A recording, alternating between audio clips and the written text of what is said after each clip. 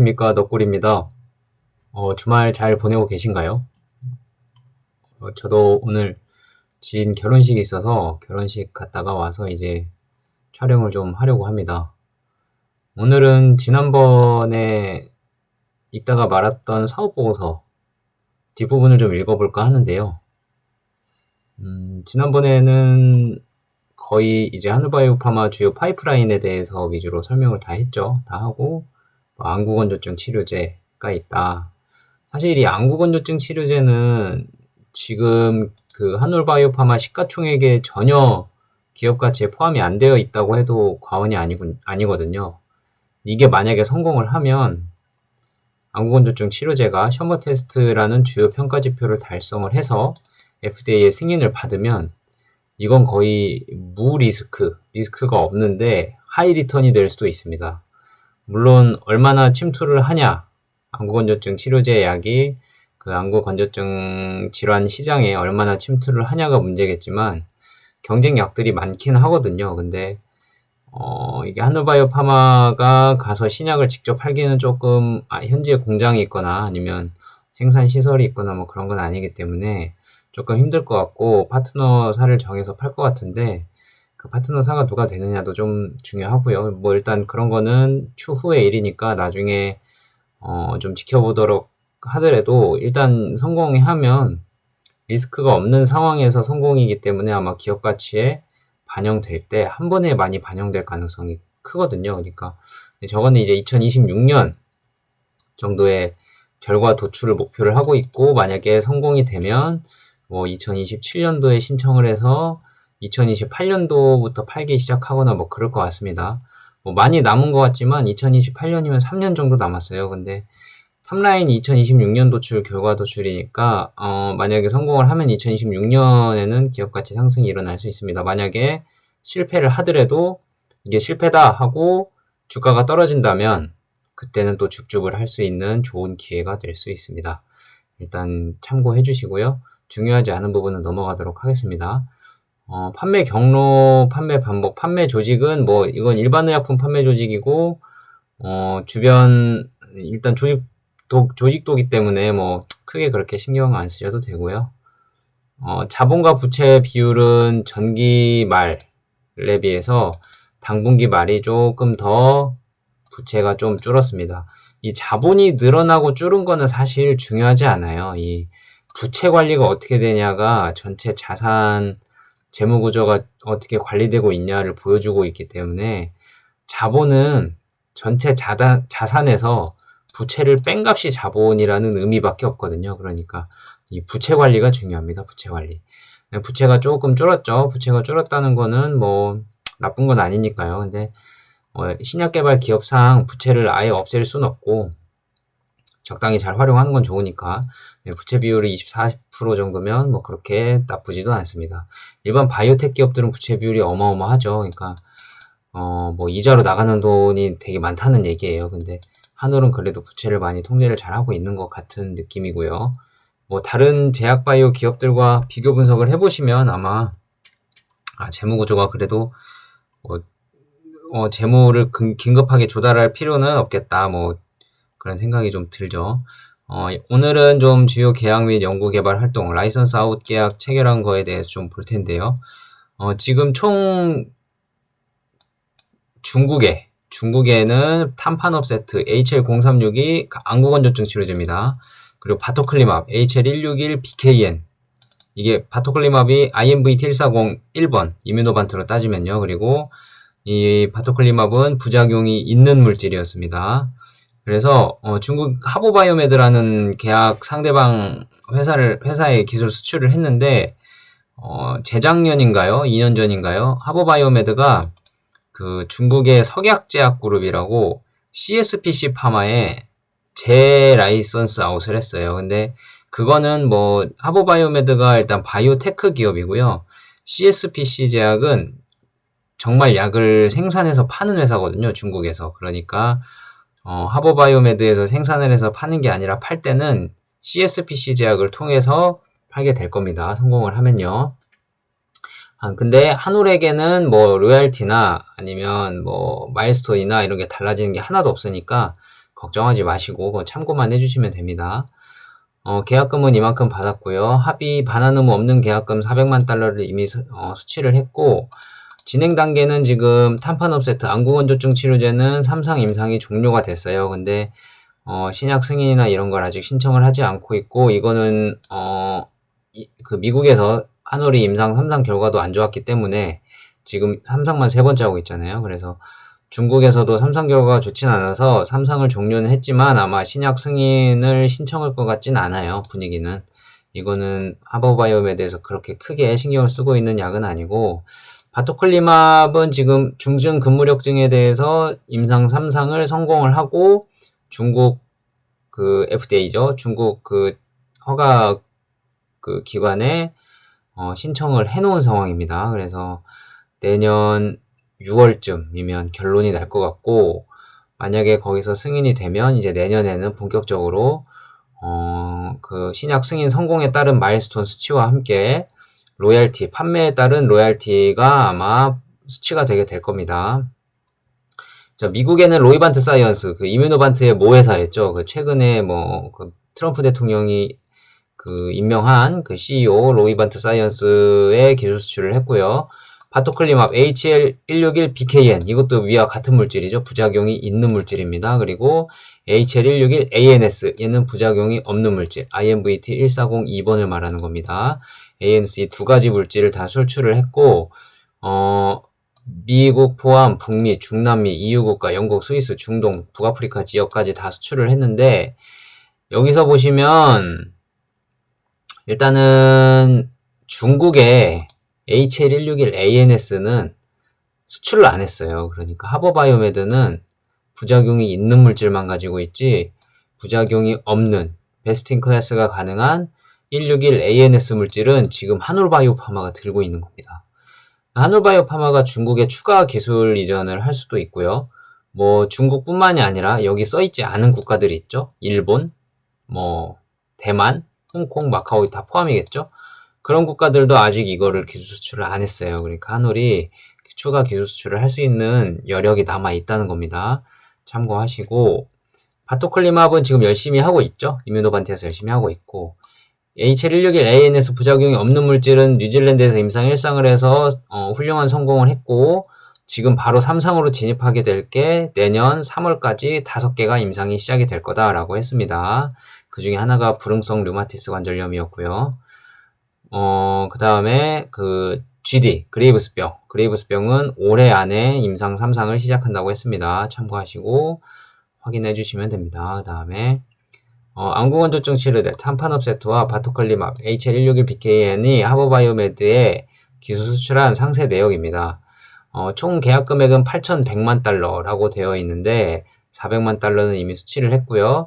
단계별 마일스톤으로 7,700만 달러가 되어 있습니다. 합쳐서 8,100만 달러고요. 이 7,700만 달러 중에 단계별 마일스톤이 지금 들어온 것들이 얼마 있어요. 근데 많이 안 들어왔고요. 몇백억 달러 수준이고, 몇백억 달러가 아니죠. 몇백억 수준이고, 앞으로 이제 신약이 나올 때마다 마일스톤이 수치가 될 텐데, 만약에 중국에서 승인을 하면 그때 좀 많이 들어올 거예요. 그러니까 아마 상업화에 따른 판매액 대비 일정 금액 로열티 별도니까, 마일스톤은 임상 1상 끝나고 성공하면 얼마 줄게, 2상 끝나고 성공하면 얼마 줄게, 3상 끝나고 성공하면 얼마 줄게, FDA 승인 받으면 많이 줄게. 이게 마일스톤입니다. 로열티는 마일스톤을 다 받고 나서, 그래, 팔았더니 내가 10,000원을 팔았어. 그러면 너희들 15% 줄게, 1,500원 줄게. 이게 로열티예요. 그러니까 용어 정리는 제대로 잘 해주시고, 마일스톤도 아직 받을 게 많이 남았다. 로열티는 매출이 날 때마다 꾸준히 들어올 거다 라고 생각을 하시면 됩니다. 바토클리맙 진행 경과를 보시면 여기 마지막에 있죠. 2024년 6월에, 올해 6월이죠. 하버바이오메드 CSPC, 이게 PC인데 잘못 나온 것 같네요. CSPC 제약의 MG, 중증 근무력증 정증에 대해서 품목 허가 신청서를 중국 국가약품감독관리국 NMPA에 재제출, 그러니까 2023년 6월에 품목 허가 신청을 했어요. 이미 한 번. 근데 이때 알제넥스가 중국에 이미 이 MG 중증 근무력증에 대해서 약을 팔고 있었거든요. 중국에. 그러니까 중국 국가약품감독관리국에서는 알제넥스 약을 팔고 있는데 또 다른 약이 지금 신청을 한 거잖아요. 그러면 야, 너네 알제넥스 이미 팔고 있으니까 너네 거는 그러면 장기적인 데이터를 좀 가져와 봐.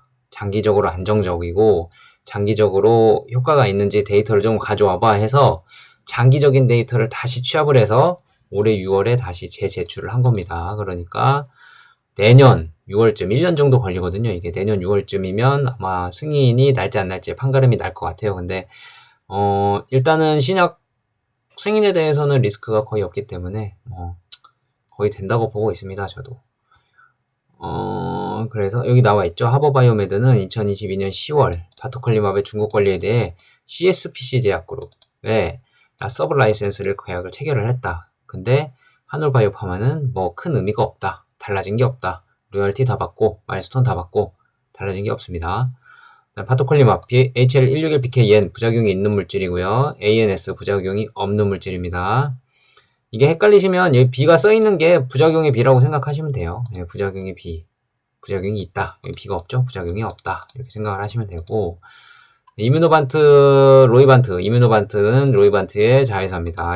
로이반트의 기술 수출을 한 거를 보시면 계약금이 총 5억 달러예요. 그러니까 뭐 신약 가치가 훨씬 미국이나 이쪽이 의약품 산업 자체가 크기 때문에 훨씬 높은 비중을 받았고 계약금은 3천만 달러를 이미 받았고요. 연구비 2천만 달러 받았고 마일스톤은 4억 5,250만 달러. 이 중에도 얼마 많이 안 받았거든요. 지금 단계별 마일스톤이 지금 아마 이것도 MG든 뭐든 FDA 승인이 나면 그때 한 방에 많이 들어올 겁니다. 수치가 많이 될 거고 로열티는 또 별도입니다. 로열티는 대부분 몇 퍼센트인지는 잘 안 써 있어요. 이게 보안사항이라서 안 써 있고 아마 시장에서 예측하는 건 한 15% 정도로 예측을 하고 있으니까 참고하시면 될 것 같습니다. 여기서 이제 부작용이 있는 물질과 없는 물질 중에 이제 이뮤노반트가 그레이브스병의 임상 2 이상을 했는데 좋게 나왔죠. 그래서 3상은 이 부작용이 없는 물질로 3상을 시작을 할 겁니다. 일단 이 물질로 임상 3상 시작된 건 하나도 없어요. GD 이게 최초가 될 것이고 올 해가 가기 전에 GD로 이 부작용이 없는 물질로 임상 1상을 시작을 할 거니까 그렇게 참고를 하시면 됩니다. 그 다음에 라이선스 인계약, 그러니까 한올바이오파마가 외부에서 물질을 사온 것들을 좀 보시면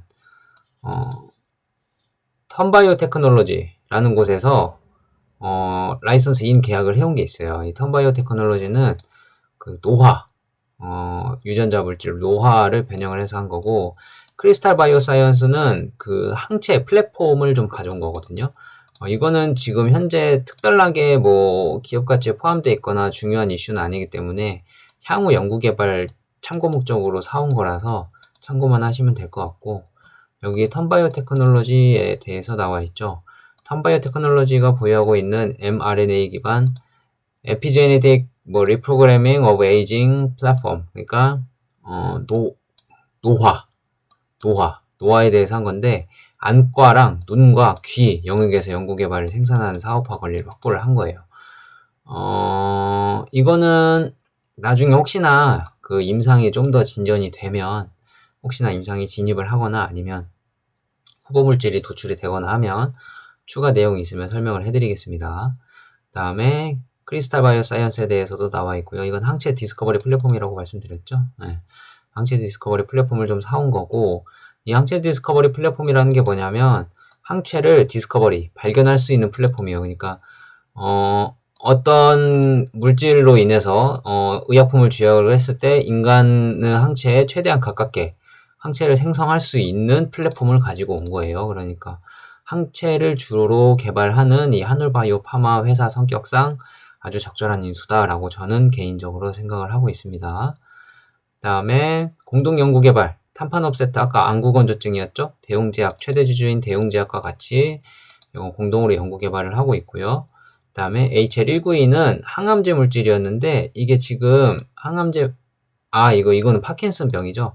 파킨슨병 물질이고 뉴런 파마시티컬스와 대웅제약이 지금 공동 개발을 하고 있습니다. 연구개발 결과물과 재산권으로 인한 수익은 대웅제약과 5대5로 배분이 되게 돼 있어요. 그러니까 혹시나 향후에 먼 미래에 성공을 해서 이 사람들이 수익화가 되면 5대5로 나눕니다. 참고하시고 연구개발 조직도는 나중에 쭉 보셔도 되고요. 개발본부, 핵심 연구 인력, 안혜경님 오래 계셨던 분인 것 같아요. 제가 개인적으로 아는 사람은 단 한 명도 없기 때문에 넘어가겠습니다. 연구개발 비용은 한올바이오파마는 이거 보세요. 매번 50기, 51기, 52기 각 당, 분기, 반기, 연마다 연구개발비가 꾸준히 늘고 있습니다. 그 이유는 바이오텍이기 때문이죠. 근데 이렇게 늘고 있는 연구개발비를 어떻게 자비로 다 처리를 하냐? 그게 바로 꾸준히 유입되는 마일스톤과 함께 그 제약 판매, 제약사업, 본연의 제약사업 판매로 인해서 나온 수익들이 다 연구개발비로 투자를 되고 있으니까 이렇게 많은 자산이 들어가고 있어도 한 번도 유상증자를 해본 적이 없죠. 주주가치 희석이 없었습니다. 아주 좋은 바이오텍의 참모습이죠, 이게. 마일스톤이 아마 클 거예요. 마일스톤 들어오는 것들이 몇백억씩 막 들어오기 때문에 그런 것들이 크고, 그래서 펀더멘털이 중요한 겁니다. 바이오텍에서요. 기술 수출 이력도 중요하고요. 연구개발 실적은 쭉 이게 지금 임상 진행하고 있는 것들이에요. 제가 다 설명을 했던 것들이고 한번 천천히 보시면 됩니다. 일단은 1부는 여기까지 하고요. 다음에 혹시나 또 내일이는, 아니면 오늘 저녁은 좀 힘들 것 같고 내일 또 영상을 찍을 수 있을 것 같아요. 내일 이어서 여기 탄파노 세트부터 한번 어떤 약인지, 작용 기전과 특성, 지금 진행하고 있는 경과, 향후 계획은 어떻게 할 건지, 경쟁 제품은 뭐가 있는지 라는 식으로 쭉 주요 후보 물질들을 검토를 하는 시간을 가지도록 할게요. 끝까지 시청해 주셔서 감사합니다.